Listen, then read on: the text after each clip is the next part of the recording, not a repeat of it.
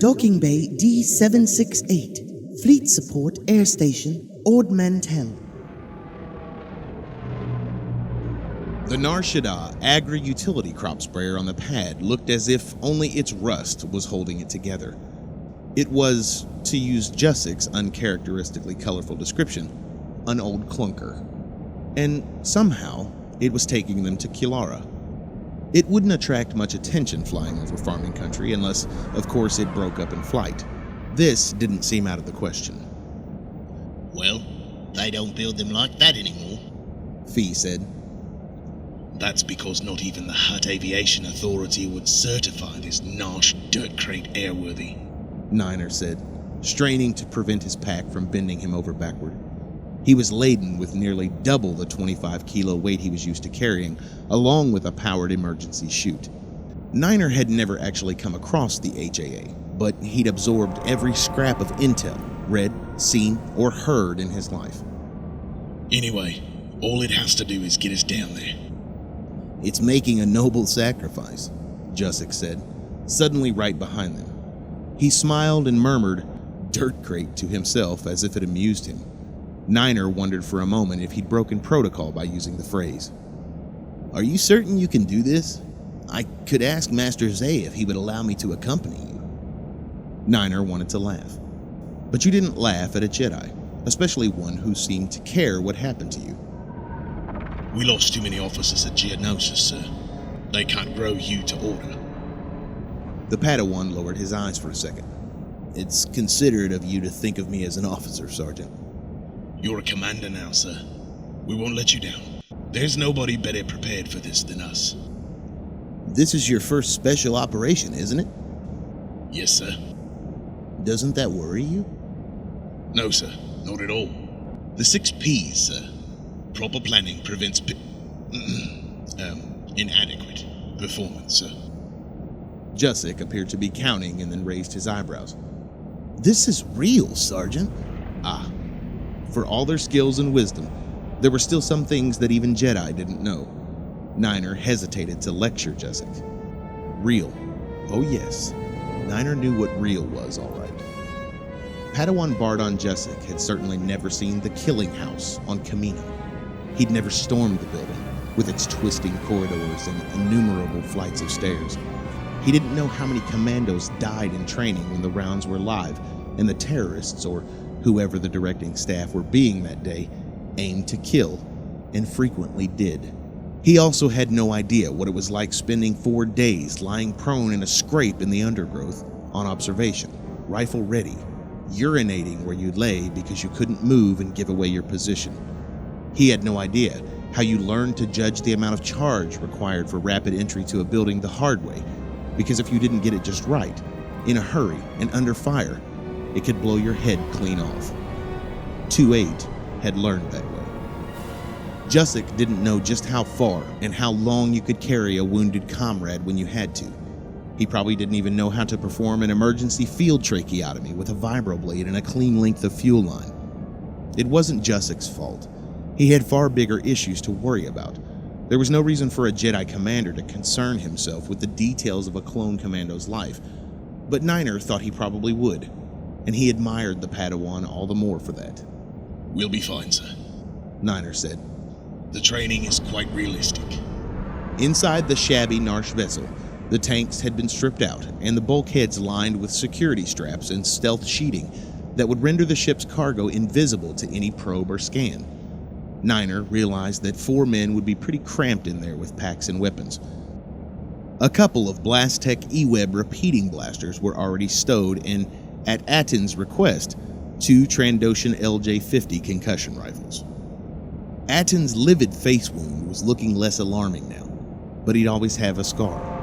The Bacta spray could fix plenty if you used it soon enough, but it couldn't reverse scarring. He pulled himself through the open hatch with an APC array blaster in one hand and his DC-17 strapped across his chest, just about keeping his balance under the weight of his pack. Darman, acting as loadmaster, gave him a helpful leg up and eyed the blaster. Got a thing for Trandoshan technology? Darman asked. This'll deal with the shields better than our E-Web, Atten replied. And that LJ-50 is a nice backup when we take out the facility. Just in case. Republic doesn't make all the best gear. Niner wondered if Aten ever talked about anything but gear. His squad must have been a miserable bunch with a miserable instructor. Clones might have looked utterly standardized to outsiders, but every squad was altered slightly by the cumulative effects of its experiences, including the influences of the individual trainers. Every commando battalion had its own non-clone instructor and seemed to take on some of his, or her, unique characteristics and vocabulary. We learn, Niner thought. We learn fast. And unfortunately, we learn everything. Like Dirt Crate. Every squad developed its own dynamics as well. It was part of their hardwired human biology. Put 4 men in a group, and soon they'd have a pecking order defined by the roles and foibles that accompanied them. Niner knew this, and he thought he knew Fee's, and he was pretty sure he knew where Darman was heading. But Aten wasn't sliding into place just yet. Fee had a Geonosian force pike. He hefted it and smiled. Where did you get that? Aten asked, suddenly interested. Souvenir of Geonosis, Fee said and winked. Seemed a shame to waste it. He flipped it over in his hand and twirled it, arm outstretched, missing Aten by a calculated handspan. He didn't react. You wouldn't even need to use the power setting, would you? This thing's heavy. He brought it down in a slicing movement. Wallop! That'll make their eyes water. I don't think I need any souvenirs of Geonosis, Aten said. His tone was distinctly frosty. Indelibly etched, you might say. Hey, Niner cut in. Chat later, he said. Shifted, people. Niner already knew he would have his work cut out with Aten, and wondered if anything would trigger his natural urge to be one of the squad. He also wondered about his apparent negativity. He'll shake down. Sooner or later, he'll have to, Niner thought to himself.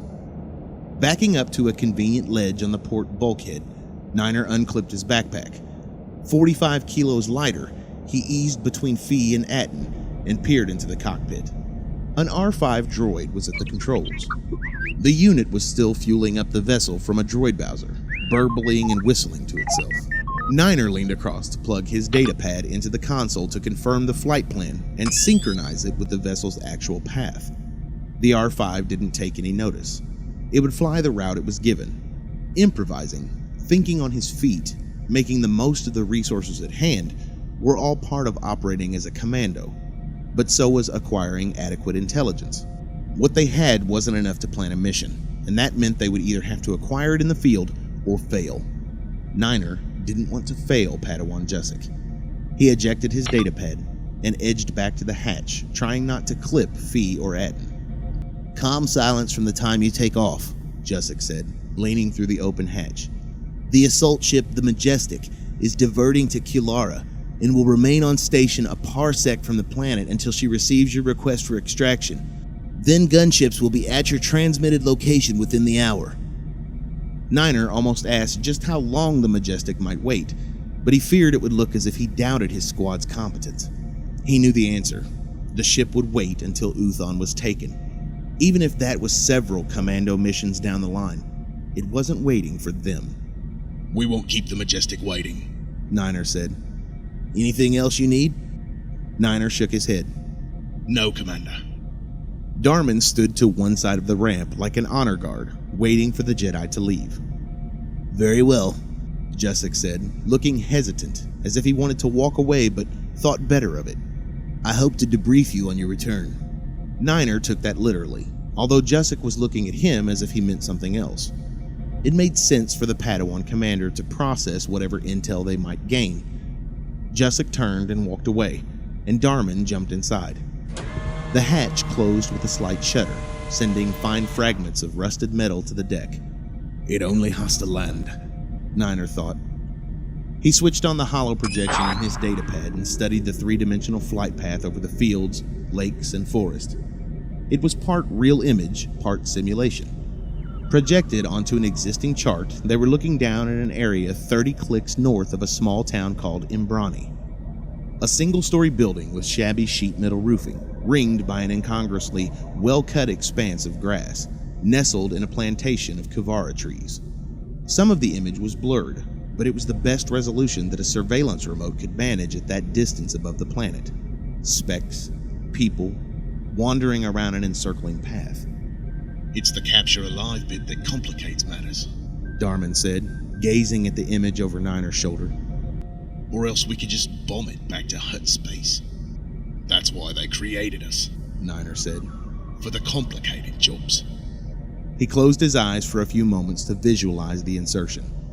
He saw it from takeoff to landing, smooth and planned, every detail, or as many details as their incomplete intel could furnish, and his own experience of 100 exercises could confirm. In this detached state, something occurred to him. He pictured Jessek's face and his awkward, nervous shrugs. He realized what the Padawan had meant when he said he was hoping to debrief them personally on their return. He meant good luck. He wanted them to survive. Niner, who had known for as long as he could remember that he was a soldier bred to die, found that intriguing.